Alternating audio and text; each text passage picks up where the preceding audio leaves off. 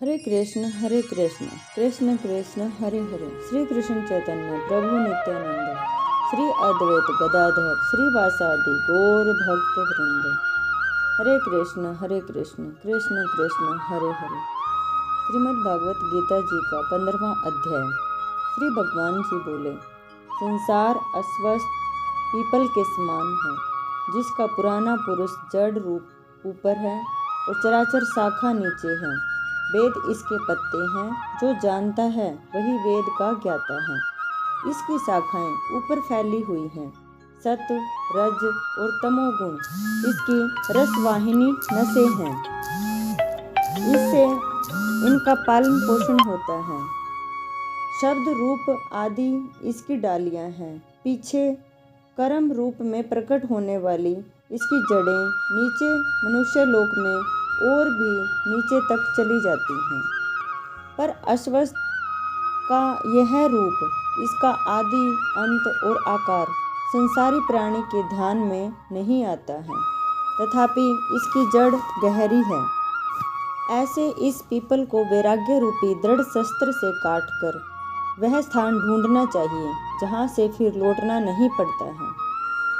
और साथ ही यह विचारना चाहिए कि जिसमें वह पुरातन प्रवृत्ति उत्पन्न हुई है, उसी आदि पुरुष की शरण हूँ। अहंकार और मोह रहित, संग दोष को जीतने वाले, आत्मज्ञान से निरत, सब कामनाओं से दूर, सुख दुख नामक द्वंद्व पदार्थों से मुक्त, ऐसे ज्ञानी पुरुष शाश्वत पद को पा जाते हैं।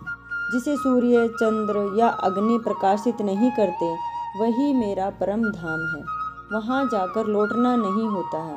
मेरा सनातन अंश इस जीव लोक का रूप धरकर प्रकृति में स्थिर पांचों इंद्रियों और छठे मन को उससे छुड़ाता है। जैसे वायु पुष्प आदि को की गंध को एक स्थान से दूसरे स्थान में ले जाती है, इसी प्रकार यह देह स्वामी शरीर धारण करने के बाद जब उसका परित्याग करता है, तब इंद्रियों और मन को साथ ले जाती है।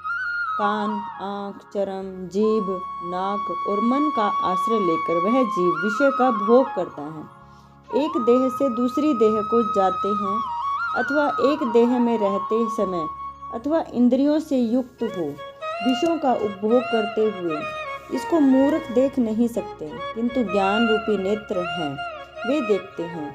यत्न करने से योगी जन इसे देख सकते हैं, परंतु अज्ञानी यत्न करके भी इसे देख नहीं पाते हैं। जो तेज सूर्य चंद्रमा और अग्नि में वर्तमान है, अर्थात विद्यमान है और जगत को प्रकाशित करता है, उसे मेरा ही तेज मानो। मैं ही पृथ्वी में प्रवेश कर अपने तेज से समस्त भूतों को धारण करता हूँ, और इनमें रस स्वरूप चंद्रमा बनकर मैं ही सब औषधियों को पोषण करता हूँ। मैं जठराग्नि प्राणियों में देह में प्रविष्ट हूँ और प्राण वायु अपान वायु से संयुक्त होकर चारों प्रकार भक्ष्य, भोज्य, शोष्य और लेह से भोजन किए हुए प्राणियों के अन्न को पचाता हूँ। संपूर्ण भूतों के हृदय कमल में निवास करता हूँ। मुझसे ही स्मृति ज्ञान और उनका नाश होता है। सब वेदों में जानने योग्य मैं ही हूँ। वेदांत का कर्ता और वेदों का ज्ञाता भी मैं ही हूँ। इस संसार में चर और अचर ये दो पुरुष हैं। जितने नाशवान प्राणी हैं वे चर कहलाते हैं, और उसमें कूटस्थ अर्थात शैल शिखर के भांति शिथिर चैतन्य को अचर कहते हैं। किंतु उत्तम पुरुष परमात्मा विकार रहित सर्वनियंता बद्ध मुक्त नित्य रूप तीनों लोकों में प्रविष्ट होकर धारण पोषण करता है। वह इन दोनों से अलग है। मैं चर और अचर से उत्कृष्ट हूँ। इसी कारण से लोक और वेद का पुरुषोत्तम नाम से विख्यात हूँ। हे भारत, जो ज्ञानी जन इस प्रकार से मुझको पुरुषोत्तम जानता है, वह सब कुछ जानता है और सर्वतोभावेत मेरा ही स्मरण करता है। हे भारत, शास्त्र के गुहा भेद को जो मैंने कहा है, जानकर बुद्धिमान पुरुष कृतकृत्य होता है। इति श्रीमद् भागवत गीता स उपनिषदसु ब्रह्म विद्या योग शास्त्रे श्री कृष्ण अर्जुन संवादे वृक्ष योगो नाम 15वां अध्याय। हरे कृष्ण श्री कृष्ण चैतन्य प्रभु नित्यानंद श्री अद्वैत गदाधर श्रीवासादि गौर भक्त वृंद। हरे कृष्ण कृष्ण कृष्ण हरे हरे। 15वें अध्याय का महात्म। श्री नारायण जी बोले, हे लक्ष्मी, अब 15वें अध्याय का महात्म सुनो। उत्तर देश में एक नरसिंह नाम का राजा था और सुभग नाम का मंत्री था। राजा को मंत्री पर बड़ा भरोसा था। मंत्री के मन में कपट था। मंत्री चाहता था कि राजा को मारकर यह राज्य मैं ही करूं। इसी भांति कुछ काल व्यतीत हो गए। एक दिन राजा नौकरों चाकरों सहित सो रहा था। तब मंत्री राजा के सारे नौकरों समेत मार करके राज्य करने लगा। राज्य करते समय बहुत समय व्यतीत हुआ।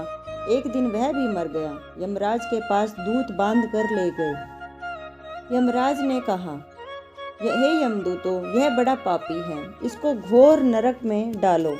हे लक्ष्मी जी, इस प्रकार वह पापी कई नरक भोगता भोगता धर्मराज की आज्ञा से घोड़े की योनि में आया। संगल द्वीप में जाए घोड़ा भया।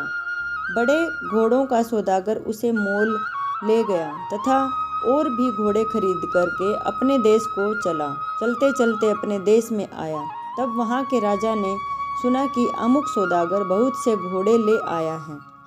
तब राजा ने उसे बुलाया और कई घोड़े खरीदे। उस घोड़े को भी खरीदा। जब उसे घोड़े को हाथ फेरा तब राजा को देखकर उसने सिर फेरा। राजा ने देखकर कहा, यह घोड़ा क्या चाहता है? जो मैंने घोड़े के सिर पर हाथ फेरा तो घोड़े ने अपना मुख फेर लिया।